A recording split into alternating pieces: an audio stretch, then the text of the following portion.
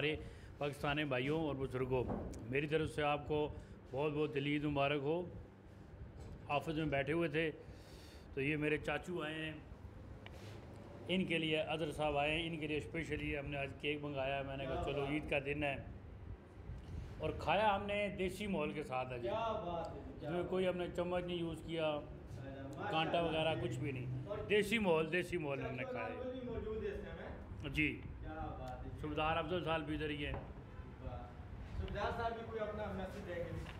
अस्सलाम वालेकुम जी। और ये गोरा साहब ने केक मंगवाया है और बड़े खलूस के साथ ईद मिलन पार्टी कर रहे हैं, और दोस्त अहबाब सारे बैठे हुए हैं। और मेरी तरफ से तमाम अहले वतन को ईद मुबारक, दिल की गहराइयों से बहुत बहुत ईद मुबारक हो। अल्लाह ताला आपको ऐसी हज़ारों ईदें नसीब करे। और ये इनकी शफ़क़त है। ये आफस बॉय हमारे बैठे हुए हैं पीछे जो है केक, यही केक लेके आए। जानशीन साहब की बड़ी इनकी नवाजिश है कि ये गायब हमें मौका देते हैं खिदमत का, और हमारी ये मूवी शूवी बनाते हैं। तो अल्लाह ताला सबको खुश रखे और इस तरह की हज़ारों ईदें हमें देखनी नसीब करे। और जो बीमार हैं अल्लाह ताला उनको तंदुरुस्ती दे। और अस्सलाम वालेकुम।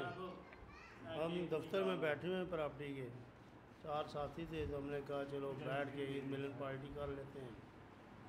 बाकी सब दोस्तों भाइयों को मेरी तरफ से ईद मुबारक, अहले पाकिस्तान को। हेलो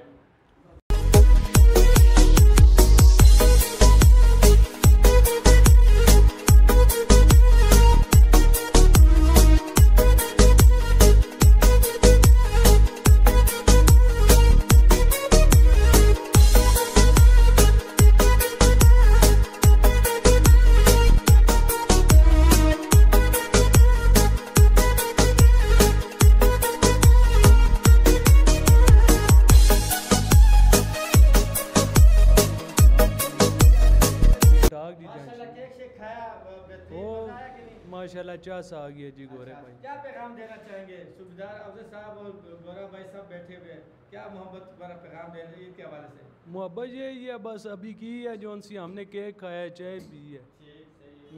बस खाए पिए ओ माशाल्लाह माशाल्लाह।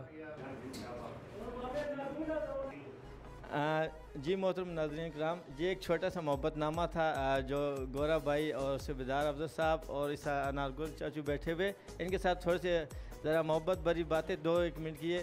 तो उम्मीद करता हूँ कि आप सब लोग इसी तरह एक दूसरे के साथ खुशियाँ बांटते रहे और एक दूसरे के साथ ये मोहब्बतें इसी तरह जारी रखें, क्योंकि ज़िंदगी मौत का कोई पता नहीं।